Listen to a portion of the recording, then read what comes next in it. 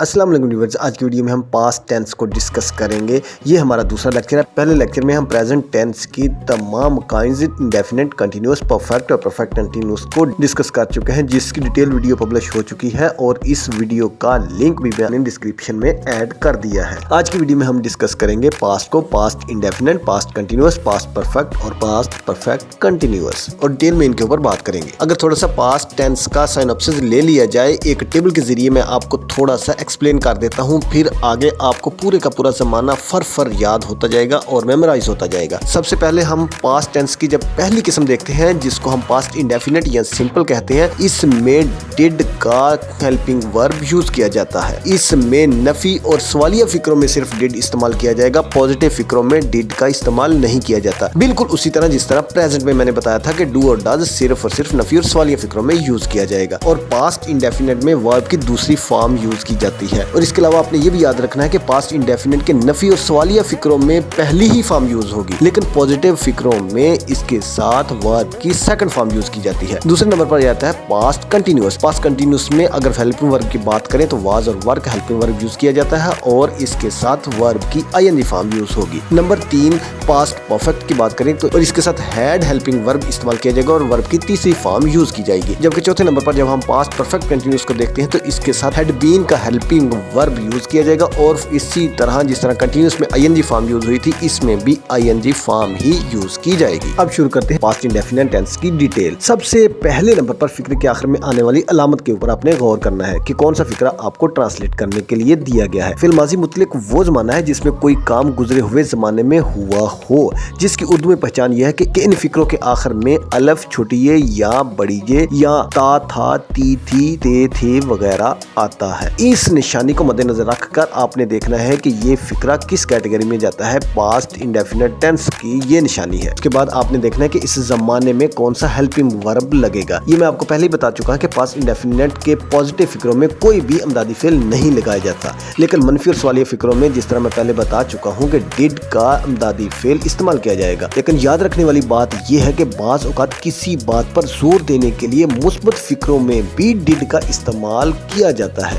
अगर किसी काम को जरूर करना हो तो उसके साथ डिड लगा दिया जाता है। मसलन इसने जरूर मेरी किताब चुराई होगी, he did steel my book. ये पॉजिटिव फिक्रा है, पॉजिटिव सेंटेंस है, लेकिन इसके बावजूद इसके साथ डिड लगा हुआ है। तीसरे नंबर पर आपने ये देखना कि इस जमाने में कौन सा वर्ब लगेगा। ये वाहद टेंस है जिसमें सेकंड फॉर्म यूज होती है। बाकी तमाम टेंसेस में किसी में भी सेकंड फॉर्म यूज नहीं होती। सिर्फ और सिर्फ पास्ट इंडेफिनिट टेंस के पॉजिटिव यानी कि अफर्मेटिव सेंटेंसेस में ही वर्ब की दूसरी फॉर्म लगेगी। चौथे नंबर पर आपने इसके बाद देखना है कि ट्रांसलेट करने का कुलिया क्या है। सबसे पहले सब्जेक्ट आ जाएगा, उसके बाद सेकंड फॉर्म ऑफ वर्ब आ जाएगी और तीसरे नंबर पर ऑब्जेक्ट आ जाएगा। इसी कुलिया के मुताबिक सबसे पहले अपने फाइल का तर्जुमा करना है, उसके बाद अपने फेल की मुनासिब फॉर्म इस्तेमाल करनी है और आखिर में मफूल का तर्जुमा कर लेना है इंग्लिश में, तो आपका सेंटेंस मुकम्मल हो जाएगा। अभी हम देख लेते हैं कि पास्ट इंडेफिनिट टेंस की एग्जांपल्स कौन सी हैं। हम इस टेंस के चारों किस्म के फिक्रे देखते हैं और इस चीज को अंडरस्टैंड करते हैं कि इनमें क्या फर्क है। सबसे पहले अफर्मेटिव यानी कि पॉजिटिव सेंटेंसेस आ जाएगा।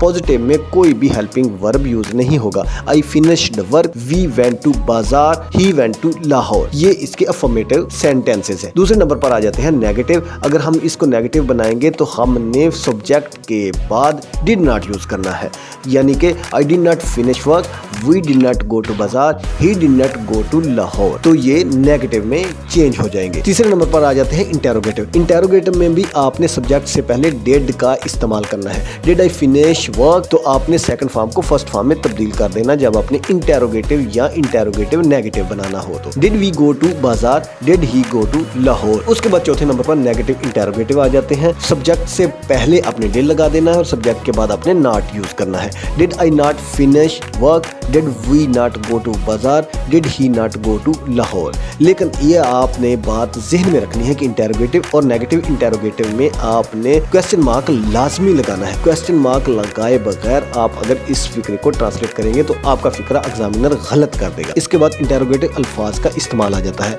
हाउ, व्हाई, व्हेन, व्हाट को किस तरीके से यूज किया जाएगा। इसमें भी जब आप कोई इंटेरोगेटिव लफ्ज को यूज करेंगे तो उसके साथ डिड लाजमी लगाएंगे। Why did you come so late, how did he come so early. तो इस तरीके से आपने इन चारों को समझना है और इस तरीके से आपने अपने फिक्रे को, अपने सेंटेंस को ट्रांसलेट करना है। इसके बाद आ जाती है पास्ट इंडेफिनिट टेंस की एक्सरसाइज। इस एक्सरसाइज को आपने लाजमी सॉल्व करना है। इसमें मैंने 10 सेंटेंस आपको दिए हैं। इसमें अफर्मेटिव, इंटरोगेटिव और नेगेटिव तमाम किस्म के फिक्रे मौजूद हैं। आपने इसको लाजमी ट्रांसलेट करना है ताकि ये आपका टेंस पक्का हो सके। इसके बाद पास्ट टेंस की दूसरी किस्म आ जाती है past continuous tense. Past continuous tense में फिक्रे के आखिर में सबसे पहले आपने अलामत देखनी है। फिर माजी जारी वो जमाना है कि कोई काम गुजरे हुए जमाने में मुसलसल हो रहा था, मसलन सूरज निकल रहा था, जिसकी उर्दू में पहचान ये है कि इन फिक्रों के आखिर में रहा था, रहे थे, रही थी या रही थी वगैरह आएगा। तो इससे आपने पहचान लेना है कि ये पास्ट कंटिन्यूअस टेंस का फिक्रा है। दूसरे नंबर पर आ जाएगा कि इस माने में कौन सा हेल्पिंग वर्ब लगेगा। पास्ट कंटिन्यूअस टेंस यानी कि फेल माजी जारी में वाज और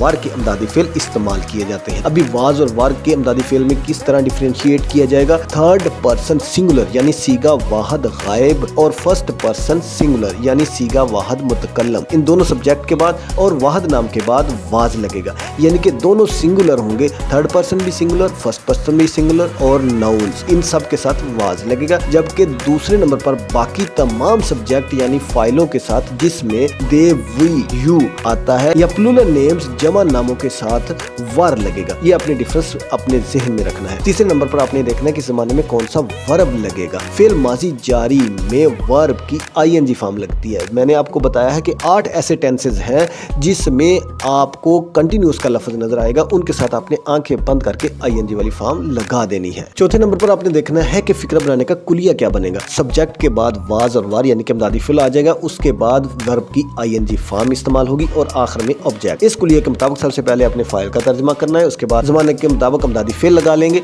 फिर फेल की मुनासिब फॉर्म इस्तेमाल करेंगे और आखिर में मफूल का तर्जुमा करेंगे तो आपका सेंटेंस मुकम्मल तौर पर ट्रांसलेट हो जाएगा। लेकिन सबसे जरूरी बात याद रखने वाली वो ये है कि ये टेंस अक्सर औकात माजी में किसी एक काम के जारी होने के दौरान किसी दूसरे काम के वकूअ पजीर होने के बारे में भी बताता है, यानी कि एक ही फिक्रे के अंदर दो चीजें बताई जा रही होती हैं, वो कंफ्यूज करती हैं और इसी तरह के ही ट्रांसलेशन के सेंटेंसेस आपको एग्जाम में दिए जाएंगे। ऐसी सूरत में जारी काम जो कि काम हो रहा है इसका तर्जुमा तो आपने पास्ट कंटिन्यूअस टेंस में ही करना है और दूसरा वो काम जो वकूअ पजीर हो चुका है, कंप्लीट हो चुका है, उसका तर्जुमा अपने पास्ट इंडेफिनिट टेंस में करना है। जैसे मिसाल के तौर पर जब मैं सो रहा था तो चोर ने मेरी घड़ी चुरा ली, मेरी घड़ी चुरा ली इंडेफिनिट में चला जाएगा और मैं सो रहा था कंटिन्यूअस में आ जाएगा। While I was sleeping the thief stole my watch. इसी फिक्रे को आप दो तरह से ट्रांसलेट कर सकते हैं। एक जो मैंने आपको बता दिया, दूसरा तरीका यह है कि the thief stole my watch when I was sleeping. एक में कंजंक्शन के साथ आपने ट्रांसलेशन की और एक में आपने कॉमा लगाकर दो फिक्रे बना लिए और उनको कॉमे के साथ जोड़ दिया। उसके बाद जी आ जाती है पास्ट कंटिन्यूअस टेंस की examples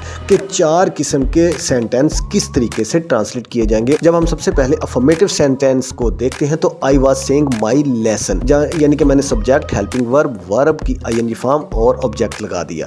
the sun was rising, children were weeping. इस तरीके से आपने ट्रांसलेट करते जाना है। जब इन्हीं फिक्रों को मैं नेगेटिव बनाऊंगा तो मैं सिंपल हेल्पिंग वर्ब इसमें पहले से लगा हुआ है, उसके बाद मैं नॉट लगाता जाऊंगा।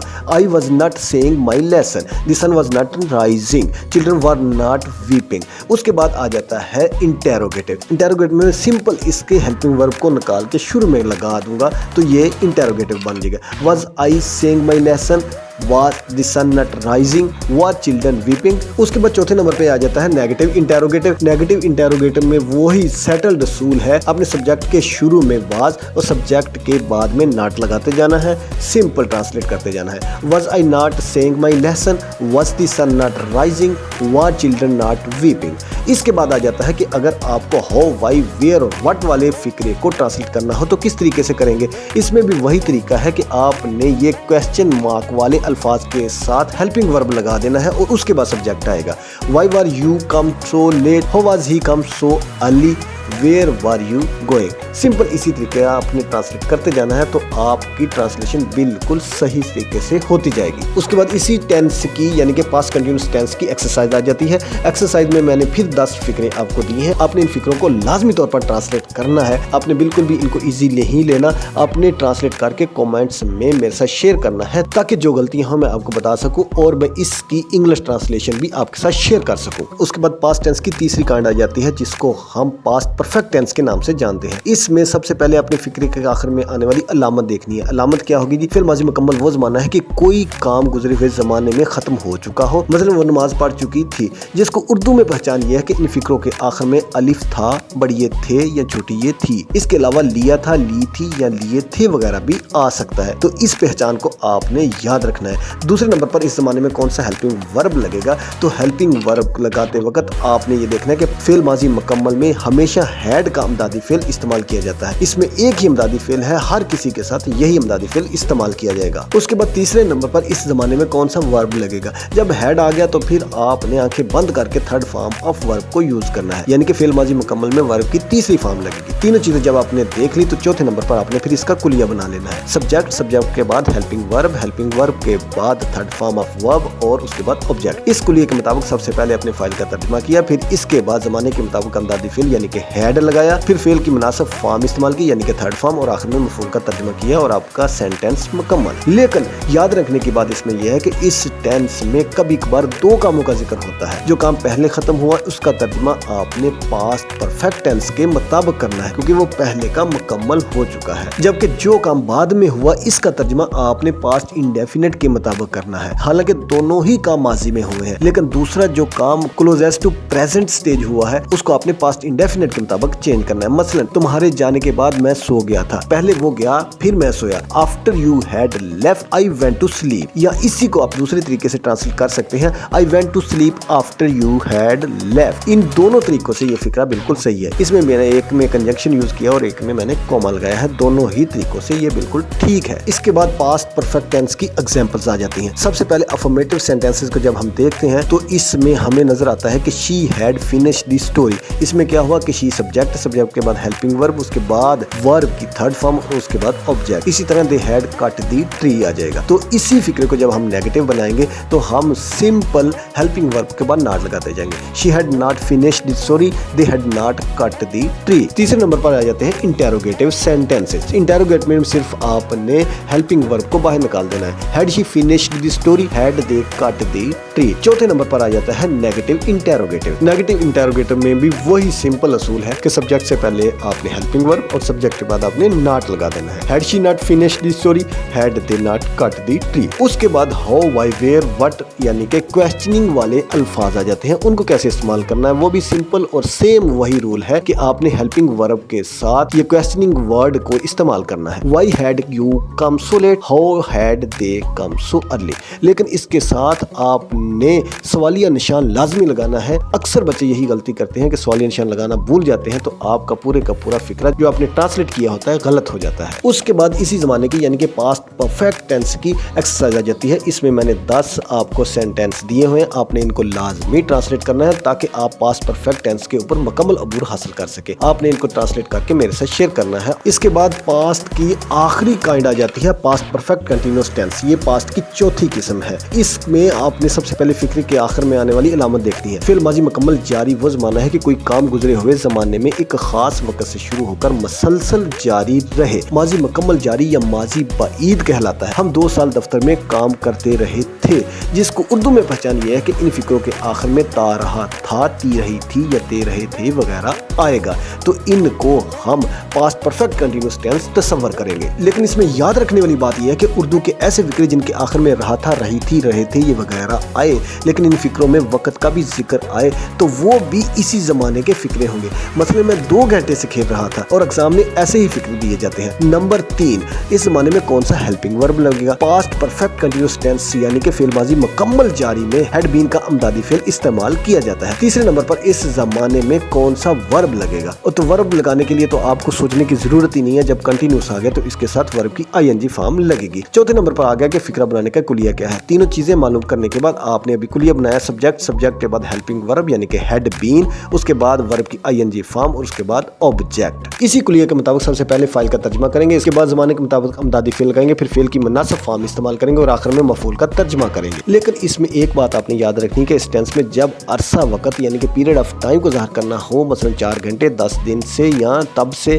इसके लिए फॉर इस्तेमाल करेंगे, और जब मुकर्ररा वक्त पॉइंट ऑफ टाइम को ज़ाहिर करना हो, मतलब सुबह से शाम से, तो आप सिंस इस्तेमाल करेंगे। उसके बाद पास्ट परफेक्ट कंटीन्यूअस टेंस की एग्जांपल्स आ जाती हैं। सबसे पहले आ गया जी अफर्मेटिव सेंटेंसेस। अफर्मेटिव कौन से होंगे? जिसमें सिंपल फिक्रे शामिल होंगे। He had been playing since morning, we had been catching fish for 2 hours. पहले फिक्रे में हमने सिंस इस्तेमाल किया क्योंकि वो पॉइंट ऑफ टाइम था, और दूसरे फिक्रे में हमने फॉर इस्तेमाल किया क्योंकि वो पीरियड ऑफ टाइम था। बस ये बात आपने जहन में रखनी है। उसके बाद दूसरे नंबर पर आ जाता है नेगेटिव। नेगेटिव में वही सिंपल रूल है, आपने बेसिक अमदादी फेल के बाद नॉट लगा देना है, यानी कि he had not been playing since morning, we had not been catching fish for 2 hours, तो ये नेगेटिव बन जाएगा। तीसरे नंबर पर आ गया इंटेरोगेटिव। इंटेरोगेटिव में आपने मेन हेल्पिंग वर्ब को बाहर निकाल देना है। Had he been playing since morning या had we been catching fish for 2 hours. आखिर में आ गया जी नेगेटिव इंटेरोगेटिव। नेगेटिव इंटेरोगेटिव में आपने वही काम करना है कि सब्जेक्ट से पहले मेन हेल्पिंग वर्ब और उसके सब्जेक्ट के फौरन बाद नॉट लगाना है। Had he not been playing since morning या had we not been catching fish for 2 hours. उसके बाद इस टेंस की आ जाती है एक्सरसाइज। तो एक्सरसाइज में मैंने उसी तरह आपको 10 सेंटेंसेस दिए हैं, आपने लाजमी इनको ट्रांसलेट करना है। इनको ट्रांसलेट करेंगे तो ही आपको टेंस के ऊपर अच्छे तरीके से अबूर हासिल हो सकेगा, वरना आपका टेंस पक्का नहीं होगा और आपको वक्त के साथ साथ वो भूल जाएगा। इस तरह आपने ये पूरी एक्सरसाइज को सॉल्व करना है। आज हमने डिस्कस किया जी मुकम्मल पास्ट टेंस को, जिसकी चारों काइंड को हमने डिस्कस किया। Past indefinite tense, past continuous tense, past perfect tense और पास्ट परफेक्ट कंटिन्यूअस टेंस, और हर काइंड के मजीद 4 अकसाम के सेंटेंसेस को डिस्कस किया। मेरी इस तरह की और इन्फॉर्मेटिव और क्रिएटिव वीडियोस देखने के लिए प्रोफेसर फाजिल चैनल को सब्सक्राइब करें। मेरे वीडियोस को लाइक और शेयर करने का बहुत शुक्रिया। अल्लाह हाफ़िज़, बाय बाय।